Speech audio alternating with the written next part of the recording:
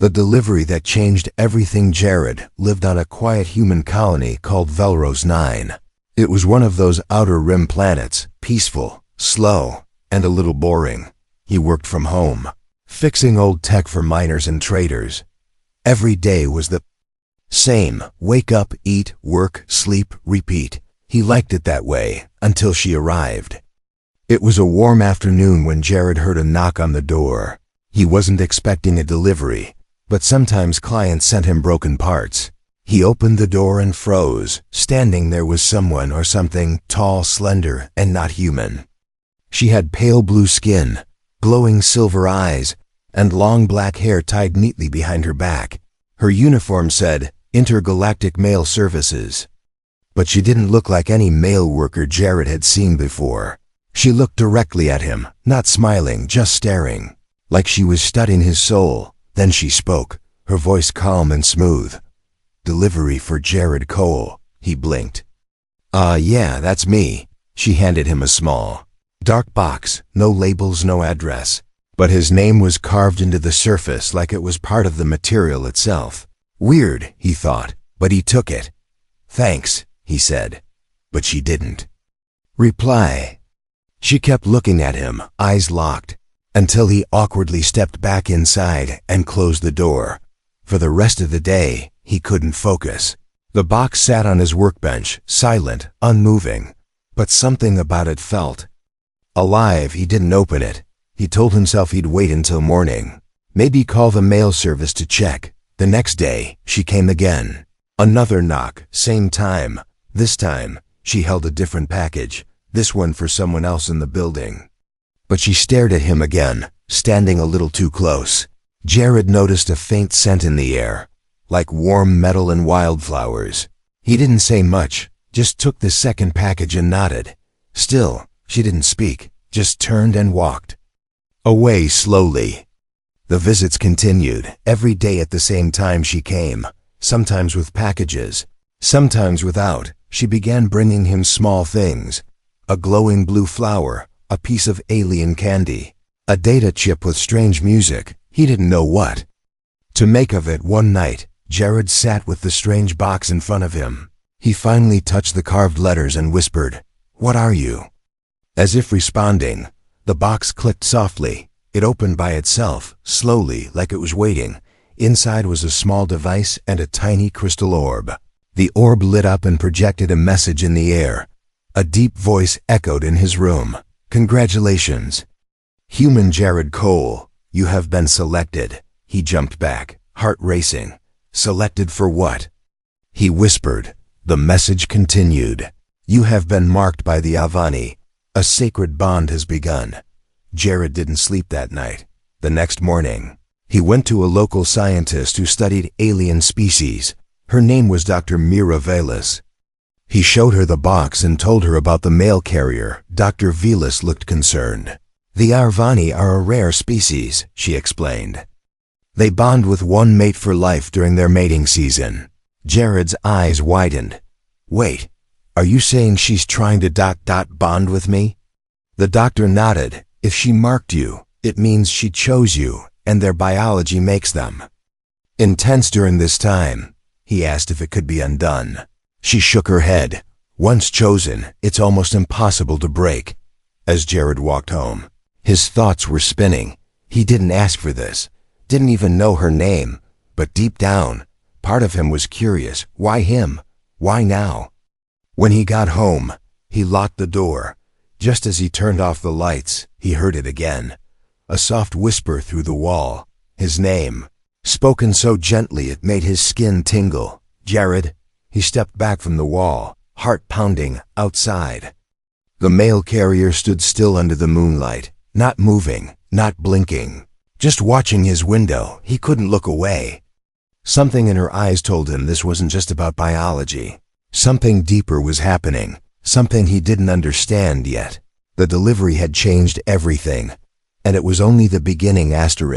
Jared didn't open his door for 3 days, not even once. He kept the lights off, stayed away from the windows, and barely ate. He just sat there, watching the small crystal orb from the box blink slowly on his table. Every few hours, it glowed with a soft hum, and every time, it made him feel something strange, like a warm breath on the back of his neck. It wasn't fear exactly. It was something worse. Curiosity. On the fourth morning, the orb stopped blinking. Instead, it projected a new message in the air. It was her, the alien mail carrier.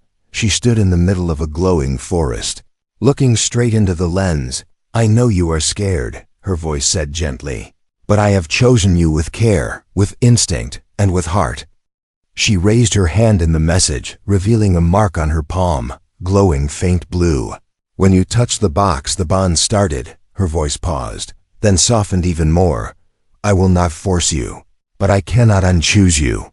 The message ended, and the room went dark again. Jared sat frozen, heart thudding. He wasn't just part of a weird delivery. He was part of something deeper, older, and far more personal. He needed answers, real ones, so he went to the place people always went when they needed to hide and ask questions, the undermarket. It was a hidden level below the main colony, full of smugglers, hackers, and alien experts. "That's where he met her. Name's Kira," said the short, sharp-eyed woman sitting in the corner of a neon-lit bar. "You've been bonded by an unwanted Arvani female?" "You poor bastard," Jared leaned in. "I need to know what that means, really means." Kira sipped her glowing drink. "It means she's entering her mating cycle, and you're her chosen link." He frowned. "Like a boyfriend?" Kira laughed, but there was no humor in it. More like a permanent emotional lock, biological and psychic. "You're not just her type, you're her only type now." Jared's chest tightened. He had never dated much now. He was someone's chosen mate, not even human, and without consent. It felt wrong, confusing, and terrifying. "Can I break it?" he asked. Kira shrugged. "Sure, if you want to risk total neural collapse or emotional death." Jared blinked. "What?" She leaned closer. "If she's already marked you chemically, your brain's already responding to her signals. Pull away too hard, and your body might not survive." Back home, Jared felt like the walls were closing in. He noticed new things about himself. His senses were sharper. Sounds louder, emotions deeper. He started dreaming, vivid dreams, of silver forests, glowing rivers, and always her. She never spoke in the dreams, just watched him with those glowing eyes. Calm and patient, he began hearing her voice in quiet places, not real words, just the sound of her heartbeat. It echoed in his chest like a drum, matching his own. Then came the day she stopped showing up. No knock at the door, no box, no scent in the air. For the first time in a week, Jared felt empty. He told himself it was relief, but it felt more like something had been torn from him. That night, he opened the door for the first time. The hallway was quiet, cold, and empty. On the floor, where she used to stand, was a small package. This one was different, wrapped in black cloth, tied with glowing thread. He picked it up slowly, hands shaking. Inside was a small vial, swirling with silver and blue liquid. A note was attached, written in soft alien script and translated underneath. "For when your heart decides." He stared at it, not knowing what to feel. Part of him wanted to throw it away. Another part, a louder part, told him to keep it close. Maybe she was gone. Maybe she was giving him space. But one thing was now certain. She hadn't chosen him by mistake. And if what the message said was true, then some part of him had already started choosing her too. He stopped dreaming the night she disappeared. No silver forests, no glowing rivers, no voice, just silence. Jared didn't know which was worse. The dreams that made his chest ache, or the silence that made it hard to breathe. Days passed. He tried to go back to normal, working with old machines, fixing broken screens. But every sound reminded him of her voice. Every scent in the wind reminded him of the air around her. Even the glowing blue flower she once left by his door, still alive, still untouched, sat like a ghost on his table. He had questions, too many questions. And the only person who might have real answers was someone he had been avoiding. Dr. Mira Velas, the xenobiologist. The one who had warned him in part 1, and now he needed her more than ever. The lab was quiet when he arrived, clean, white, cold. She didn't look surprised to see him. "I was expecting you," she said softly. "She hasn't been by, has she?" Jared shook his head. "She's gone," he replied. Dr. Velas motioned him inside, and the door closed with a soft hiss. "She is Arvani," the doctor said, walking toward a glowing screen, "one of the most biologically complex species. In this system," she pulled up a 3D model of the alien male carrier's body, highlighting certain organs and energy patterns. "During their mating season, their body releases thousands of microsignals, emotional, chemical, and psychic," Jared swallowed. "So ... she can control how I feel?" Dr. Velas shook her head. "No, not control," she said, "but influence, strongly. It's not manipulation, Jared. It's a kind of open link." She pointed to a part of the diagram glowing blue. "This is the bonding organ. When she touched the delivery box, she encoded it with a unique marker. When you touched it, your nervous system responded, matched, and sensed. She didn't trap you," the doctor added. "Your body accepted the link." Jared sat down slowly, mind spinning. "I didn't agree to this," he whispered. "No," said the doctor. "But something inside you did." He was silent for a while, then asked the question he had been avoiding. "Why me?" The doctor stared at the screen for a moment, then turned to him. "Arvani don't choose with logic," she said. "They choose with instinct, scent, emotional energy, memory echoes. It's said they can feel someone's true soul within minutes. And once chosen, they bond for life." Jared stood, pacing. "I didn't ask for a soulmate from another species."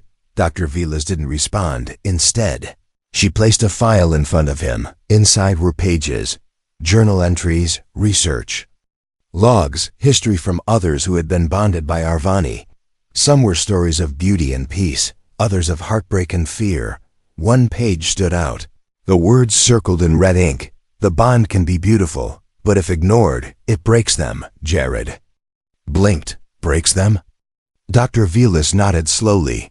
"If their chosen rejects the link, the Arvani begin to wither, not just emotionally, physically too. Their mind collapses, their organs slow, and they ... fade." Suddenly, everything felt heavier. The gifts she gave, the silence after he pushed her away, the vial she left with the note. For when your heart decides, it wasn't just a gesture, it was her last hope. Jared clenched his fists, confused and angry. "I didn't mean to hurt her," he said. The doctor looked him in the eye. "Then don't." On the way home, Jared felt something strange. His chest tightened, not like pain, but like a signal, a pulse. He reached into his coat and felt the vial she had left. The liquid inside shimmered like a living star. He stopped walking, looked up at the sky. For the first time he whispered her name. The one she never told him, but he somehow knew, Sale. The vial pulsed in his hand, warm and alive. Somewhere far away, he knew she felt it. Maybe she was still waiting. Maybe she was still fading. But now he had a choice, not just to accept her, but to understand her, and maybe even love her. The chase, the stars were falling. At least, that's what it looked like from the passenger window of the smuggler ship. Jared watched streaks of light cut through the black sky as the engine hummed beneath him. His heart didn't beat normally anymore. It pounded like a signal trying to reach someone. Her. 2 days ago, he left Veros 9 without telling anyone. No note, no plan, no goodbye. He just followed the last pulse from the vial. The one that glowed when he said her name, Sale. It pulsed 3 times, then dimmed. Dr. Velas gave him one warning before he left. "If you chase her, don't do it halfway," she said. "She'll feel everything." Now he was halfway across the system in a rusted cargo ship flown by a grumpy smuggler named Vex. Vex didn't ask questions, he just took credits and complained about alien love stories. "You're gonna get your brain melted," Vex said through the cracked speaker. "Arvani don't play house. They bond like fire. Jared didn't respond. He didn't come for a lesson. He came because he couldn't not come. The bond was real. He felt it in every cell. But more than that, he felt something else. Danger. The pulses had changed. At first they felt warm, calling. Now they were sharp. Painful, like warnings. When they landed on the moon station Oran 7, the air was colder. The place was dark, run down. Mostly used by travelers who didn't want to be found. Jared walked through metal halls, holding the vial tight in his palm. It flickered once. Then again. Then it glowed. She was here. He didn't know how, but he felt it. Like her heartbeat was echoing under the floor. He moved fast, turned down a corridor, then another. The hallway led to a narrow door, sealed but flickering. It was damaged, like something strong had forced it halfway shut. He squeezed through the gap and froze. The room was dim, walls cracked. The smell of burnt wires in the air, and there she was, Sale. She was on the floor, kneeling, arms wrapped around herself. Her glowing eyes dim, skin pale, she looked broken. Sale, Jared whispered, his voice shaking. Her head turned slowly, her gaze meeting his. At first, there was no recognition. Then slowly, her eyes widened. You ... Came, she whispered, voice weak but full of emotion. He stepped forward, and she flinched. Her body shook like it was rejecting itself. Jared dropped to his knees, holding out the vial. I didn't understand, he said softly. I didn't know what this meant, but now I do. I choose you. He pressed the vial into her hand. Her fingers wrapped around it slowly, like she had forgotten how to move the moment she touched it. Her eyes began to glow brighter. Not fully, but enough to see the spark return. I thought I lost you, she said, voice breaking. You pushed me away. I was scared, Jared said, but the fear was never stronger than the bond. For a few seconds, neither spoke. Then her head tilted, just slightly. Her expression changed. Someone followed you, she whispered. Jared turned sharply, footsteps. Metal clanking outside the door. Before he could react, the door was forced open, this time not by Jared, but by a group of armored beings with glowing red visors. Mercenaries. Found them, one growled. Target, Arvani female, classed unstable. Sale stood, barely able to hold herself upright. Jared moved in front of her, fists clenched. You're not taking her, he said, voice steady. The lead mercenary laughed. She's bonded. Unstable emotions make her dangerous. She's a threat to the colony network. No, Jared said, stepping forward. She's not the threat, you are. And then Sale raised her hand, glowing with energy. A soft hum filled the room, low and powerful. Jared looked at her in awe. Even weak, she was still fire. She looked at him once, and he understood.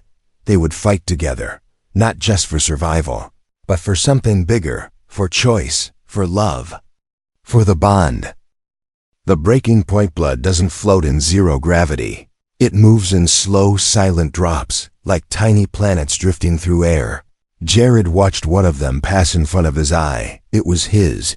His arm was bleeding from a cut he didn't remember his head rang from the fight, but he didn't care, because Sale was still breathing. They had won the fight, barely. The mercenaries had fled when Sale's energy pulse shattered the walls, but it came at a cost. Her body had collapsed after the blast, and now she lay unconscious in the small med room of an old cargo ship. Jared sat beside her, watching her chest rise and fall slowly. Her glow was fading again. Not because of rejection this time, but because of him. The bond was pulling energy from both of them, and now he was starting to feel it. Fever, cold sweats, strange dreams. Some nights he'd wake up and see her memories in flashes, not his own, but hers. A life on a quiet world with blue oceans. Loneliness so deep it cracked the mind. And then, him, his face, his scent, his voice. He wasn't just a human. To her, he was her anchor, her one and only bond. But Jared was breaking. Not because he didn't care, but because caring too much was burning him from the inside. He went to the back of the ship, opened a hidden compartment. Inside was a small black case. Dr. Velas had given it to him before he left. Emergency use only, she'd said. It can sever the bond, but the consequences will be unpredictable. His hands shook as he opened it. Inside was a thin device, shaped like a spider made of glass. It pulsed softly, like it knew what it was about to do. Jared stared at it. If he used it, he might save himself, but Sale might never. Wake up again. He might forget her, or worse, remember her, but feel nothing. Could he live like that? Empty, safe, human again, but alone? He looked toward the med room, where her glow still pulsed weakly through the wall, and he made his choice. He closed the case, locked it, and threw it into the waste chute. If he was going to fall apart, he'd rather do it next to her. Hours passed, maybe more. He didn't sleep. Just sat with her, holding her hand. Then her fingers moved. "Jared," she whispered, eyes still closed. "I'm here," he said quickly, leaning in. Her eyes opened slowly, the silver glow returning like dawn. "You stayed.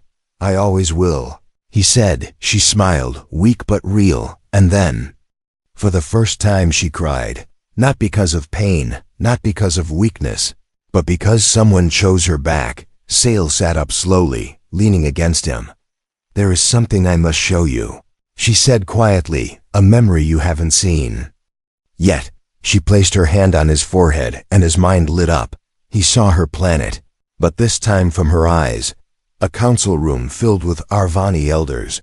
They argued about tradition, about choosing a human bond. His kind are unstable. One said, "His kind are brave," she answered, and when they voted against her, she left her home, her position, her life. For him, she chose exile. She chose loneliness, just to follow the pull of her heart. Jared's breath caught as the memory faded. All this time, he thought the bond was something done to him, but Sale had sacrificed everything for a chance at him. He felt his chest ache, not with pain, but with understanding, with something closer to love.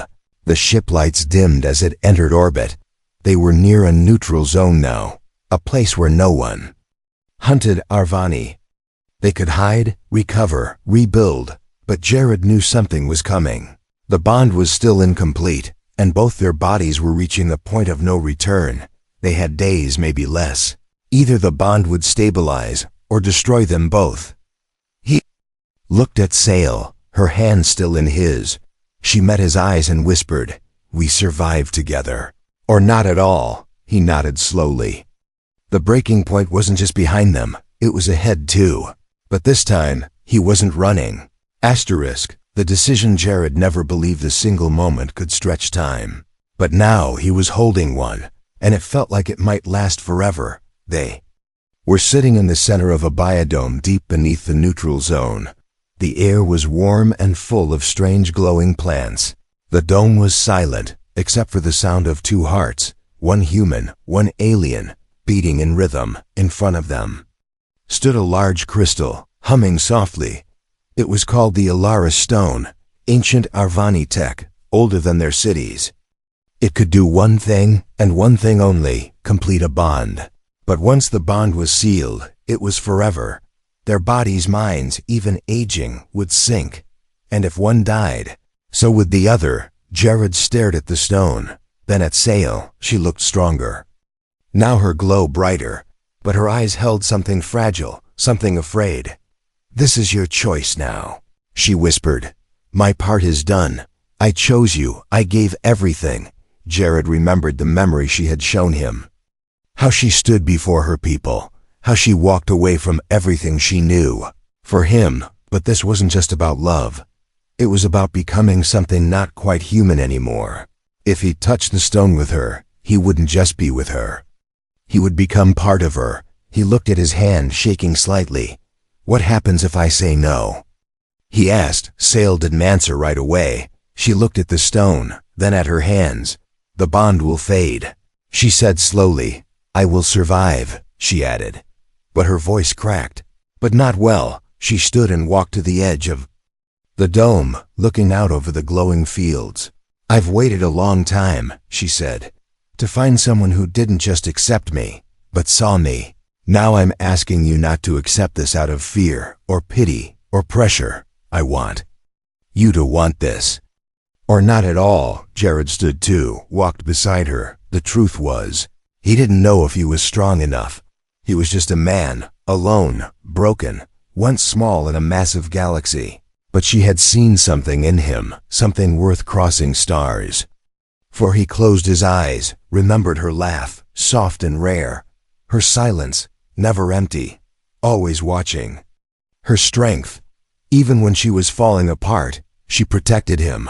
And now she was giving him the final say, the power to make or break something eternal. "I've been scared since the day I met you," he said quietly, "not because of who you are, but because of how it made me feel. I didn't think I deserved something that deep." Sale turned to him, her expression unreadable. Jared took a breath. "But I've already chosen you, haven't I?" Her eyes widened just slightly. He smiled. "Not with this," he said, pointing to the stone. "But with this," he added, placing his hand over his heart. She stepped closer. "No turning back," she whispered. "No pretending this never happened." "I wouldn't want to," he replied. Together, they walked to the Alaris stone. The air shifted, as if the dome was holding its breath. Jared reached out his hand. Sale placed hers beside it. The stone lit up, energy spiraling around them like light pulled into orbit. It was warm, alive, and it pulled something from deep within both of them. Memories, fears, joy, pain, all spinning, merging, sinking. Their bond locked, not just skin to skin, but thought to thought. They saw each other's childhoods, first dreams, deepest wounds. There were no secrets now, only truth. The light faded, and silence returned. But the silence was different now. Full, whole, complete. Jared gasped slightly, as if waking up for the first time. Sale blinked, and her eyes glowed brighter than ever. He could feel her thoughts like whispers inside his mind, not words, but feelings clear and deep. She smiled without speaking, and he smiled back. The decision was made, not just once, but forever, somewhere outside the dome. The galaxy continued spinning, full of wars, politics, danger. But inside this space, a human and an alien had created something rare, a bond that wasn't about ownership, or rules, or species, but choice, the purest kind. "Mate for life," the child asked. "Is it true?" The old technician smiled, wiping dust off an old control panel. "Depends what you mean by true," he replied. The child leaned closer, eyes wide. "They say a human once bonded with an Arvani, and it worked." The technician nodded slowly. "Ah, the bonded ones," he whispered. "They were real, all right. Jared Cole and Sale of the Outer Stars." The technician sat on a broken crate, looking out at the stars beyond the dome glass. It had been 10 years since the day the Alaris stone lit the sky. People across systems had seen the pulse. They thought it was just an energy surge. But those who knew felt something else. A vibration in the soul. A moment of deep silence. A signal that someone, somewhere had chosen. Forever. Jared now lived with Sale on a moon called Fallon's Rest. It was a quiet place, full of glowing fields and soft winds. No one chased them anymore. The bond had changed them both. He aged slower now, thought faster. She laughed more, cried less.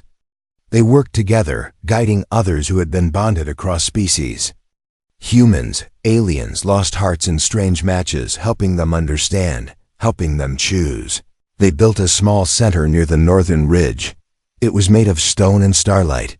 Inside it stood another Alaris stone, but inactive. Only those who truly chose could make it glow. Each month, visitors came, some afraid, some hopeful. Jared would talk to them, listen, never judge. And Sale would teach them what the bond really meant. Not control, not sacrifice, but connection deeper than language. One evening, Jared stood by the cliffside, watching the twin suns set. Sale joined him silently, her hand finding his. They didn't need to speak much anymore. Everything that mattered flowed between them like breath. But that night, she said something. "I never told you what I saw. The day I first met you." Jared turned. "Slightly, what did you see?" She smiled, eyes glowing faintly. "A man standing in the doorway, holding a box with my whole future inside. I saw fire in you, and peace, and a kind of sadness I wanted to heal. But I didn't just choose you," she whispered. "You pulled me in too." Jared didn't answer with words. He just leaned into her, forehead to forehead. The bond between them pulsed once, slow, warm, infinite. They stayed like that for a long time. Two shapes against the fading sky, too. Lives no longer separate. Back in the present, the child blinked. What happened to them? The technician stood slowly, brushing off his coat. "No one knows for sure," he said. "They stopped answering transmissions a year ago. Some say they became part of the LRS stone itself. Others say they left this world to find more like them." He smiled again, this time softer. "But me?" He whispered, "I think they're still out there, just living quietly together." The child walked to the window, watching the stars twinkle, and somewhere far away, on a quiet moon, a flower bloomed with silver light. A human voice laughed. And an Arvani heart answered. They had no need to speak anymore, no need to explain. They were not just bonded. They were chosen, mate for life,